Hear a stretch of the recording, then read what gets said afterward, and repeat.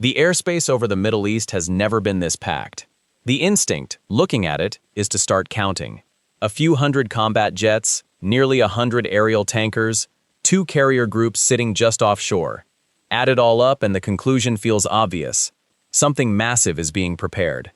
You probably already have a theory about what it's aimed at.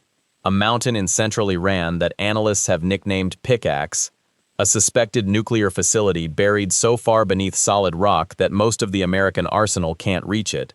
Is this entire buildup the setup for that one strike? Hold the question. This piece won't hand you an answer, and by the end, you may decide the count was the thing that misled you from the start. Instead, look at one flight inside that crowd. 2 aircraft take off from a base in Arizona, cross the entire Atlantic, and slot into a formation full of warplanes. They aren't bombers, they aren't fighters, they are Gulfstream business jets stuffed with classified electronics, flown 5,000 miles to stand alongside machines of war. That's the detail worth stopping on, because almost nothing in that formation is a duplicate of anything beside it. This isn't a fleet built by stacking the best airplane on top of itself. It's a deliberately varied collection that looks mismatched until you understand why each type is there. The honest question isn't how many aircraft have gathered, it's why so many completely different ones. Each machine is the solution to a physics problem none of its neighbors can solve. Headlines count that sky. The point here is to pull it apart by the problem each aircraft was built to handle. Start with a rule no aircraft has ever broken. Every military aircraft ever designed is bound by the same contract, and no engineer has found a way around it. You can't have stealth, payload, range, and the ability to penetrate hundreds of feet of solid rock inside the same airframe. Each quality is purchased by giving up another. Stealth costs payload. A fuselage shaped to disappear from radar has no space left for a heavy weapons load. Payload costs survivability, because the aircraft that carries the most is too large and visible to conceal. Range eats speed, and speed burns fuel. This isn't a funding problem or a failure of ambition. It's geometry and physics making choices on your behalf every time you make one of your own. The moment a campaign faces more than one kind of problem at once, and it always does, a single aircraft type can't answer it. You need a machine shaped around each problem, and they look nothing alike because each was built by giving up different things. The crowded sky isn't the military showing muscle. It's a map of how many distinct demands the operation has to satisfy inside the same window of time. The length of the aircraft list doesn't tell you how much force has been assembled. It tells you how wide the problem has grown. The clearest way to read that list is by the quiet job each type is holding up, not by how formidable it looks on a runway. Those jobs collapse into 3 groups. Only the first is the one anyone photographs. Strikers. The striking group is what everyone pictures when they say air power. But even inside it, no single aircraft can do all the striking.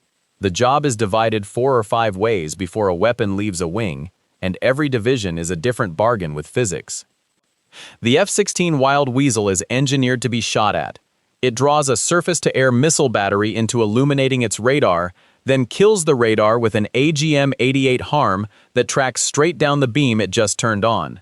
No stealth required, no heavy payload needed, both traded for one extremely dangerous specialization. The F-35 sits at nearly the opposite end of the spectrum, the closest thing in this formation to a jack of all trades. Stealthy, sensor-saturated, capable of mapping enemy radar from inside defended airspace. And because it comes closest to being universal, it also proves the rule most clearly. Maintaining its low radar signature means its weapon bay holds just 2 munitions.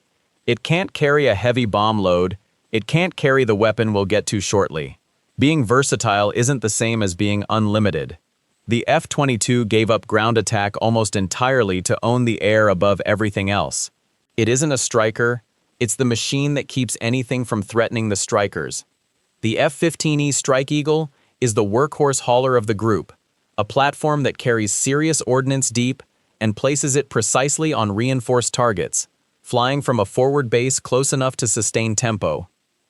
Now the 2 heaviest contributors, because together they illustrate the sharpest lesson in the picture. The B-1B is a bomb truck, roughly 75,000 pounds of internal ordnance, the largest internal weapons load of any bomber in the fleet, enough capacity for 84 Mark 82s, or 24 GBU-31 JDAMs in a single pass, at supersonic speed. It carries no stealth, but unlike the fighters, it doesn't manage that vulnerability by flying close to the threat. A strategic bomber is too large, too scarce, and too expensive to park within range of enemy missiles, so it stages from England and uses its legs to carry the load across the distance. A forward fighter accepts the frontline risk. A heavy bomber is worth keeping well out of it. Beside it is the aircraft that answers a problem the B-1 can't approach. The B-2 is the only aircraft on Earth capable of carrying the 30,000-pound GBU-57 massive ordnance penetrator, and only 2 at a time. That bomb is designed to punch through roughly 200 feet of reinforced concrete, significantly less through hard granite, and well short of the estimated 300-plus feet of rock that a facility like Pickaxe Mountain is believed to sit beneath. But it's the only weapon that even enters the conversation. For anything buried that deep in solid rock, every other aircraft in American air power is irrelevant from the outset. Those 2 bombers sit at opposite ends of one axis. Where do you want the energy to go when it arrives? The B-1B distributes it across an area. Dozens of Mark 82s detonating in shallow sequence over a wide footprint. The right answer for a target that is broad, exposed, and near the surface. A logistics depot, a vehicle park, launchers in the open. The B-2's GBU-57 does the reverse. It consolidates all 30,000 pounds into a single dense steel casing that penetrates before it detonates. Most of its weight isn't explosive, it's solid structure, because reaching depth requires kinetic energy concentrated through a small cross-section, not a large blast radius. Its energy travels vertically into the earth, the right answer for a target that is small and deeply buried. An entire squadron of B-1Bs emptying their loads onto a mountainside would scratch the surface, and nothing more. The question was never about the number of bombs. It was about where the energy needs to go, spread across an acre, or driven into a single point hundreds of feet underground. No airframe covers both ends of that axis, which is why you bring both bombers. The same raw material arranged in space 2 opposite ways, neither capable of doing the other's work. The invisible half. Every aircraft in that striking group is useless without the second group. Not one aircraft in it carries a strike weapon. This is the half of the force that fires nothing at all. Without it, the sharp end runs out of fuel, goes blind, and falls out of the sky.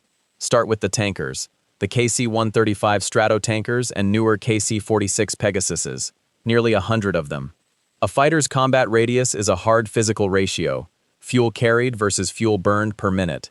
From bases kept safely behind enemy missile range, the round trip into Iran and back exceeds what that ratio allows.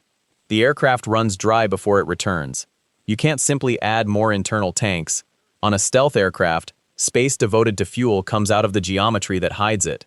The solution is to leave the fighter alone and add the fuel in the air. A tanker meets the fighters in safe airspace, fills them up, and converts a short radius into a long one without touching a single fighter's design. Remove it, and the most advanced fighters on Earth become very expensive runway ornaments. Then the aircraft going after the enemy's sensors, the same target the wild weasel pursues, but from the opposite direction. Where the F-16 kills a radar with a missile, the EA-37B defeats it with signal physics. A radar detects a target by listening for the fragment of its own transmitted energy that bounces back. That return signal is extraordinarily faint. Radar energy falls off by the 4th power of distance on the way out, and the 4th power again on the return. A jammer only has to travel that distance once, so the EA-37B can sit at the edge of hostile airspace, well beyond missile range, and flood the radar's operating frequency with noise until the true echo is buried inside it. Nothing is destroyed. The signal-to-noise ratio is simply 1, and a radar that can't hear its own echo is blind. 2 different solutions to the same problem, carried by 2 different aircraft, because no single platform does both jobs efficiently. That same principle reaches back to rescue the oldest aircraft in the theater. The A-10 is a Cold War design built to kill armor, half a century older than the stealth jets around it. Slow, not built for agility, vulnerable to modern missiles. By every metric that favors a new fighter, it should be retired. It remains because it still handles one job no newer aircraft does, as cheaply: low, close support from an armored platform, rugged enough to absorb hits and keep flying. Its historical liability was always the modern air defense networks the wild weasels are being sent to suppress. In this campaign, it carries an answer to that liability in a pod. Angry Kitten, an adaptive jammer that reads and blocks enemy frequencies in real time. Behind all of those sit the aircraft that see the whole picture and hold the network together. The higher a sensor or radio antenna is positioned, the further it sees past the horizon. The E3G Osawax and E11A fly high to maintain a radar picture and a data link across a battle space hundreds of miles wide. The P-8A Poseidon works the ocean beneath them. Together, they are the formation's nervous system. Remove them and every pointed edge in the striking group goes both blind and silent. Half this force fires nothing, and that half determines whether the other half functions at all. 100 tankers, 0 rounds fired between them, sitting among the most decisive assets in the theater. Call them support and you've already misread what they are. The floor. Both groups above add up to nothing until 2 more problems are solved. The force has to survive saturation volleys before it can strike, and it has to operate from locations close enough to the fight without being plotted as a fixed coordinate in an enemy fire control system. Iran has launched thousands of ballistic missiles and one-way attack drones at regional bases and theater assets. The geometry works against the defenders. A Gulf base is close enough that a ballistic missile gives less than 5 minutes from launch to impact, too short a window to guarantee clean intercepts across an entire incoming salvo. The answer is layered defense. Thadi engaged in the terminal high phase, Patriot underneath it, Aegis at sea. Each tier buys back seconds, but the arithmetic is grinding. The force has worked through a significant portion of the global interceptor inventory, by some assessments, close to half, spending interceptors that cost multiples of the cheap drones they're bringing down. That attrition problem is exactly why the B-1B holds a second function in this campaign. A Mark 82 iron bomb dropped from altitude costs a fraction of a guided JASSM or a Tomahawk. When the precision stockpile runs down, gravity bombs off a heavy bomber maintain operational tempo without burning through the last of the guided inventory. 1 airframe, 2 rolls, and it still can't touch the facility under the mountain, which is exactly why the B-2 isn't negotiable. A fixed base cannot relocate. A target that can't relocate is a set of coordinates that, once established, stays valid indefinitely. Solve the targeting problem once, and you don't have to solve it again. Break that by making the runway move. That's the task of the 2 carrier strike groups offshore, USS Abraham Lincoln and USS George H.W. Bush. A carrier at flank speed travels over 30 knots. The ocean it could be positioned in expands by hundreds of square miles with every hour since it was last confirmed. To strike it, an enemy has to locate it again, every time, inside a window that keeps widening. That is the entire strategic logic of 4.5 acres of mobile flight deck.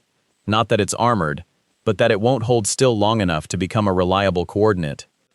From those decks fly the naval variants of the striking group, the FA-18EF Super Hornet, the carrier-configured F-35C, the EA-18G Growler, the E-2D Hawkeye.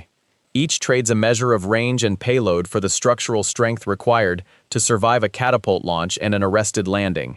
But the mobile floor doesn't replace land bases, it solves a problem land bases can't. Fixed ground gives you long runways, deep magazines, and sortie rates a flight deck can't replicate, which is why the heaviest aircraft still launch from land. The carrier trades aircraft capacity and throw weight for the ability to be positioned anywhere and then hidden. Another bargain, not a hierarchy. Most of the most expensive hardware in the theater never came to attack. It came to keep the force standing and give it something solid to launch from. Reading it backward? Set all 3 groups side by side, and the aircraft count stops meaning anything useful. Every machine has been described as a capability added to the pile. More reach, more ability to deny the enemy its sensors, more cover above the formation. Read that same list backward, and it says something no individual group could tell you. Every capability added to the force is also a dependency added to it. One more thing that has to work before anything else works. A force built around a single role has a single point of failure. A force built around 10 different roles can solve 10 different problems. Genuine strength. But it now rests on 10 separate links. A strike lands only if the tanker flew, the jammer blinded, and the interceptors held. Diversity buys the capacity to answer more problems and pays for it in fragility. Which is why the crowded sky from the opening looks different now. It was never a gauge of how powerful the force is.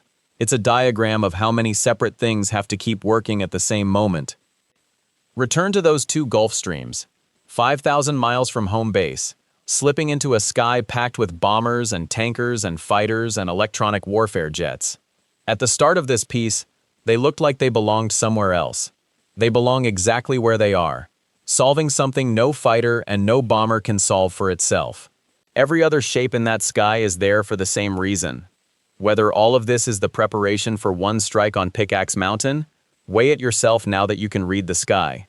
Every aircraft up there would be necessary to reach a target buried under a mountain. Every one of them would be equally necessary for a dozen other operations that have nothing to do with a mountain. The hardware is consistent with both readings. Whether the mountain is the actual target exists inside someone's decision, not inside the formation. That's where the count misled you. Tallying the aircraft told you the force was large. It couldn't tell you the force was diverse. And that's the thing that actually matters. A force whose strength comes from the number of different links it can chain together is also more fragile than a simpler one, for exactly the same reason. No amount of counting will tell you which one you're looking at.